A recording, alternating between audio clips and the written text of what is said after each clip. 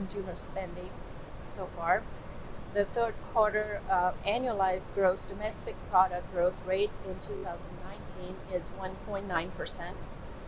The second quarter rate was 2.1%, and as released by the Bureau of Economic Analysis, projection for 2020 is 2.0%, and for 2021 is 1.9%. So somewhat static.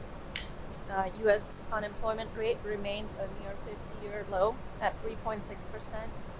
Employers have added jobs for a record 109 straight months, but the pace of the job creation is slowing down. And the stock market is at record levels as of November. And some of the regional indicators include Stephen Fuller Institute's reports a 2.1% increase in the coincident index, which they define as the current state of the economy, the factors, the metropolitan area economy, and the factors they take into account are the consumer confidence, the domestic passenger volume, non-durable goods sales, the volume of non-durable goods. So those are all for the current state, a 2.1% increase over September of last year. The leading index, on the other hand, which is designed to forecast the performance of the metropolitan area economy for 6 to 8 months looking forward in advance, is decreased by 1.4%. They're projected a decline in that. And that is in anticipation of market contraction or adjustment, however we all want to look at it. In addition, the consumer price index growth is at 0.9% for the Washington-Alexandria area, nominally increased by 0.1% from July to September, and for the last 12 months, a total of 0.9%. The median home price increased from September of 2018 to September of 2019. We've seen a growth of 2.6% and a projection of a 1.5% to 2% growth for fiscal year 20. The next chart shows the approved general fund revenue budget of $99.3 million for the current fiscal year for the city. As you can see, we rely on the real estate taxes for almost 60% of our revenues.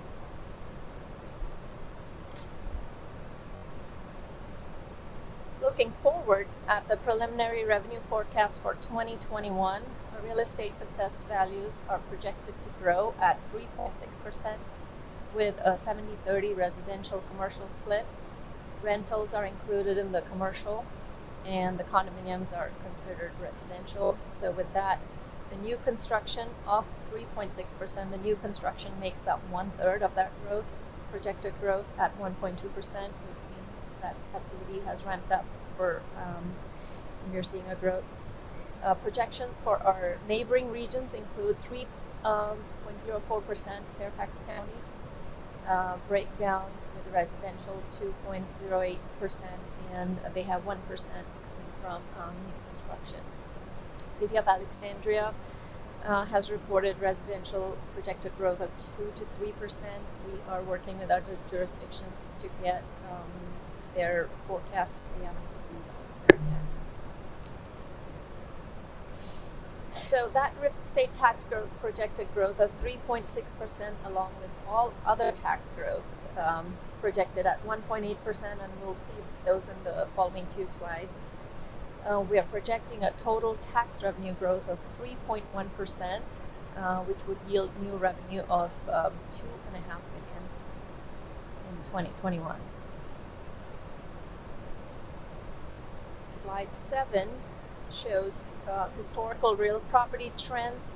The total assessed value of real estate is approximately $4.3 billion as of January 2019. Commercial consistently remains roughly 30% of the total AV. The dark blue, the top section, is the commercial for the last 10 years. And since 2011, both residential and commercial markets have seen gradual growth. Residential average growth of 3.6% and commercial of 4.8% during that time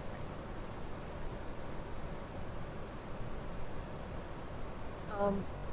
you're familiar with this chart, the impact to the median homeowner real estate tax bill.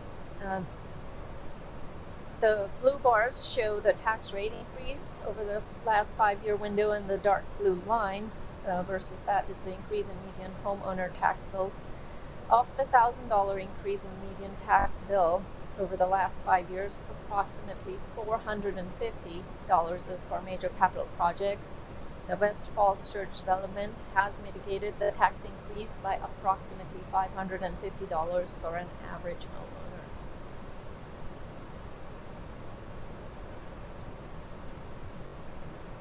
homeowner. The next few slides provide a closer look at our local economic indicators and providing 10-year history of budget versus actual for each of the indicators.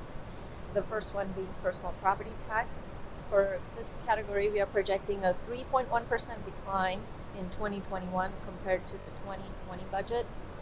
As you will see, we've seen a growth up until 2018, and in 2019, the actuals came in 2% below the fiscal year 18. This was primarily due to depreciation of business personal property, which exceeded the assessment increase from the number of copies that we get. And we expect to continue this trend for a year or two, and hopefully we should see an increase with newer businesses coming up in the next 2 to 3 year window. So we're hoping that this trend is, and this adjustment is for a year or two, and we can pick this up going forward. The budget for fiscal year 20 was set at the time at the same level. When we set the budget in April, it was set at the same level as 19, and the 19 actual actually came way below the projection at that time. The 3, 5, and 10 year averages have been hovering around the 5% mark for that category. The next one is the sales tax. It's projected to grow 8.1% over the fiscal year 20 budget. This is 4% over the fiscal year 19 actual. The growth has been gradual in the last 5 to 6 years, except it's been a lot more steep from 18 going to 19, as you'll see more of a spike with close to 10% increase over the previous year. Well, we have noticed some aberrations in the last few months, and the Commissioner's of Revenue Office is analyzing the data across jurisdictions, and also a breakdown of online versus the point of sales tax data. So we may be able to provide a revised projection of that in March when we bring through the proposed budget. Meals tax in fiscal year 21 are projected at 6% over the fiscal year 20 budget, in line with the 3-year average, which is 6.6%. This is approximately 5% over the fiscal year 19 actual, and has come a little shy of the 6% over the fiscal year 18. So 19 grew over 18 by 6%. Business license tax. We are projecting a 5.2% growth over the 20 budget. The 3, 5, and 10 year averages are between the 4 and 5% range. And this is another category. If you see, up until 2018, the growth has been rather gradual. In 19, the business license taxes have grown significantly, with major increases in contracting and professional services, residential rental, and specialized occupation. In contracting, we saw as much as 50% growth in revenues over fiscal year 18. And to notice that fiscal year 18 was a 1.3% growth over 17. So it has been gradual, with that keeping what fiscal year 19 is.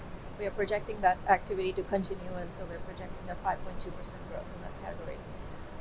Next slide, page 13, the other taxes, which include transient occupancy tax, cigarette tax, recordation, consumer utility, bank stock taxes, and vehicle rentals. We actually saw in fiscal year 19 a decline of 5% compared 4.7% over the fiscal year 18 actuals. We are projecting a decline of roughly 5% in 21 over the 20 budget numbers. The transient occupancy tax declined 7% over fiscal year 18. This makes up 12.5% of the total other tax category. The cigarette taxes were down roughly 18%. Recordation and vehicle license taxes are flat. Utility taxes were down 2%. The only piece of this pie that outperformed the projection was vehicle rental, which was up by 12%, which makes up less than 5% of the total category. So it's not enough to offset. Karen, at the Budget Finance Committee, we were talking about why that was going down so much, and one of the things that was discussed is that Oakwood Apartments used to be a short-term rental, and it's not anymore. So they're not, now that Falls Green is trying to rent as regular apartments, they're not collecting transit occupancy tax on all of their short-term rentals. That's what Jody Acosta said. They were, but they're not anymore. So, well, there aren't as many students living in those apartments because they've changed their model. It also has changed the sign. So may I ask, does that money show up somewhere else? I mean, they're renting more apartments. Is this just a flat loss to us? There's people. I mean, it's probably slightly increased B-poll tax, gross rental receipts, but I'm sure it's less than transit occupancy tax would be.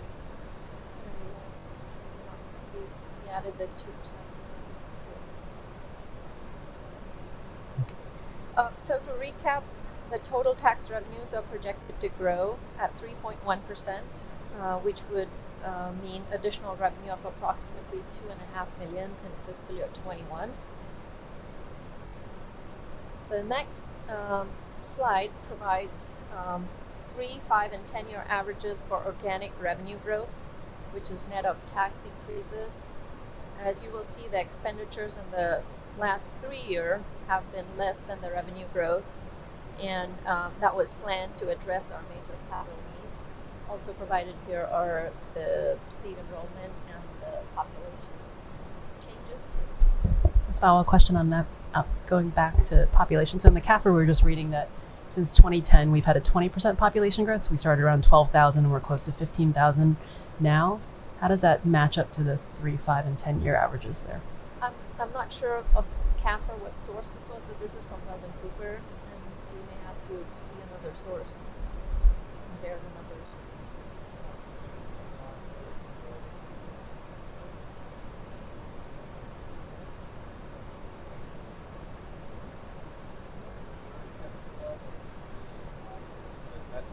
We had significant populations increases, particularly in the 3-year range. So that was estimates. You're looking at it correctly. The actual census.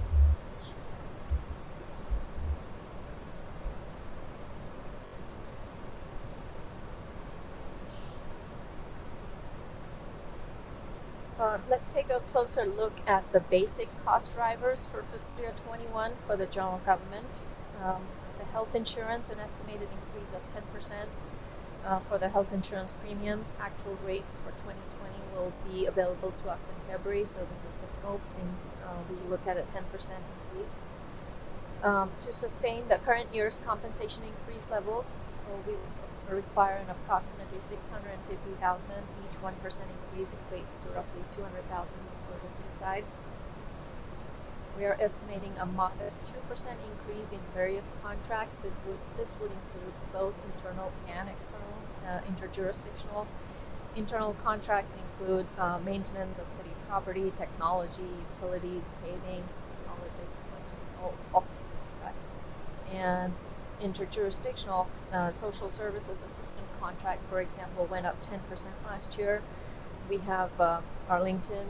With them, we have the fire and emergency communication. So we are expecting significant increases based on what we saw last year.